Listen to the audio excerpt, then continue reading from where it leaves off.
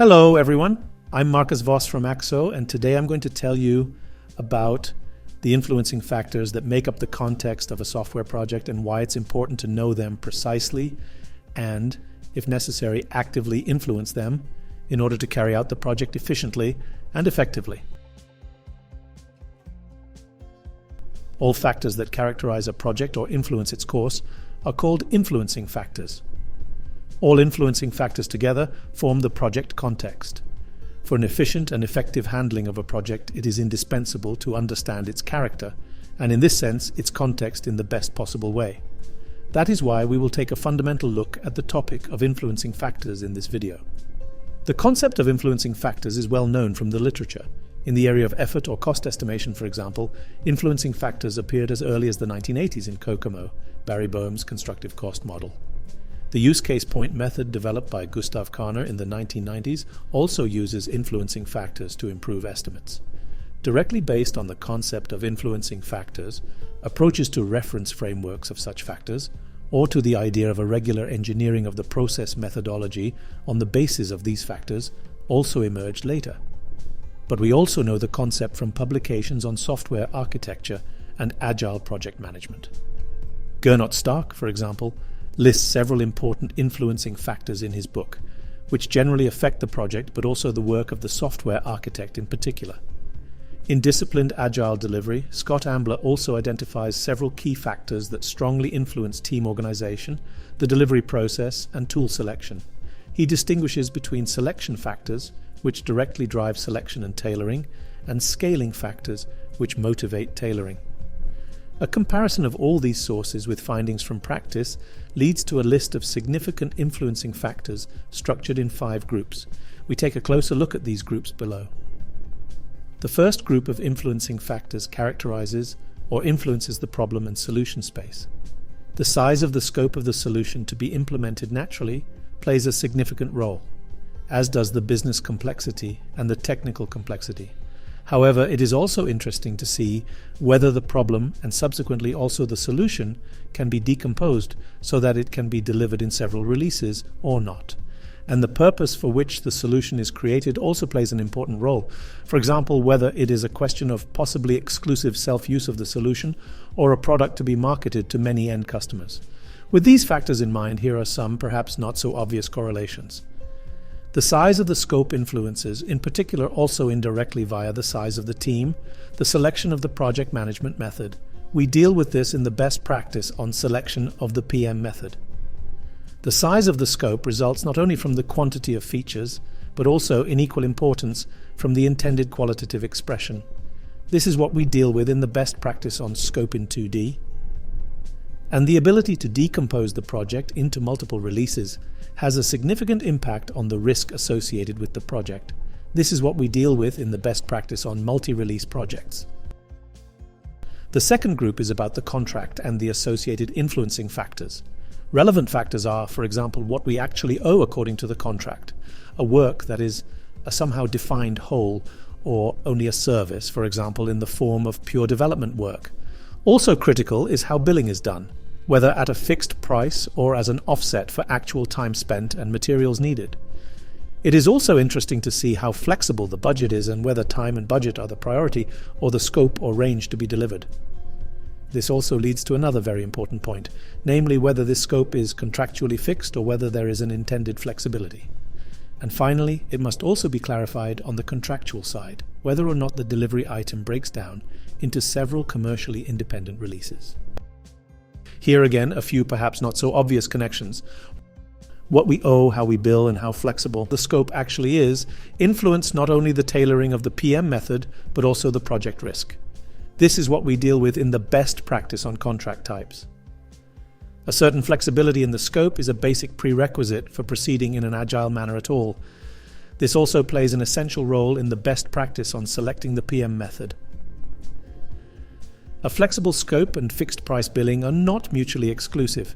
This is what we deal with in the best practice on the so-called agile fixed price. And content decomposability, as described above, is necessary, but not sufficient for contractual decomposability. We also address this in the best practice on multi-release projects. The third group centers on the team that develops the solution. Of course, the size of the required team is relevant for the selection of a suitable process methodology. However, the quality of the team is also particularly important, characterized, among other things, by the team culture, the available skills, the experience in special leadership tasks, the motivation, and also the availability of the team members for the project. Another decisive factor is the extent to which the team is self-organized, how it is distributed geographically, and last but not least, whether subcontractors are involved. As before, here again are a few perhaps not so obvious connections. Team culture has a lot to do with previous experience. It develops over time, and this development can be positively supported and guided. This is what we deal with in the best practice on team development. The right internal team organization with more or less roles and clearly defined responsibilities contributes significantly to efficiency. This is what we deal with in the best practice on internal team roles. Team quality and the effectiveness of internal communication, which is strongly influenced by several factors, are two of the top success criteria. A few more words on success criteria in a moment. Influencing factors of the fourth group characterize the customer who commissions the project or the user or users for whom the solution is developed. One factor influencing the project is its culture. In particular, whether it is rigid and formal or flexible and agile. In addition, the degree of trust, the level of integration in the project, the availability of contact persons or decision makers, and the consistency of decision making are also decisive factors. Finally, the decision-making power, the experience with decision-making, and the willingness to take risks and innovate also play a decisive role.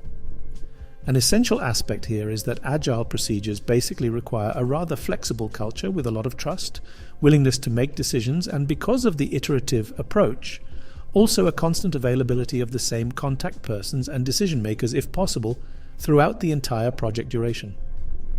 And it is important to keep in mind that formalism and lack of decision-making can massively affect the efficiency of the project.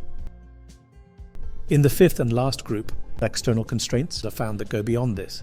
These are usually difficult or impossible to influence, which is why we will not go into them in detail for the time being. Systematically defining the process strategy now means consciously and purposefully selecting and tailoring the concrete project procedure depending on the concrete project context or the influencing factors. In the video on agility, we have already seen how the optimal agility profile results from the influencing factors. With this agility profile as input, with the basic process model as a template, with the knowledge about methods and techniques of the different domains or task areas, and of course again with the knowledge about the influencing factors, the optimal concrete project procedure can be defined. This includes the definition of the concrete PM methods such as Scrum, necessary detailing of the organization, the selection of suitable techniques, for example, for requirements engineering, and much more. Of course, it is not possible in every situation and for everyone to set up their project systematically and completely in exactly this way. Some things may already be predefined, or in my role, I may not have the opportunity to shape them at all. But it is still relevant to understand these basic relationships in order to at least be able to question and evaluate decisions. And now, as announced, a few words on the subject of success factors. Many influencing factors are also success factors. In a survey conducted as part of the CEMAT initiative at ICSE 2013 in San Francisco, well over 100 software practitioners were asked what factors in software engineering contribute directly or indirectly to success. This survey was conducted by placing cards with the factors, impact arrows, and weights. That is, with an individual semantic network in each case. We took up this idea and repeated it in a study with our experts and their concrete project experience. The following top success criteria emerged. 1. High effectiveness in internal communication. 2. High quality of the team. 3. High quality of user involvement. 4. High management effectiveness. So this is what matters. And when we examine the project context in terms of these aspects, we should keep in mind that it is precisely these factors that can often be positively influenced quite well by us, as those who carry out the project and develop the solution.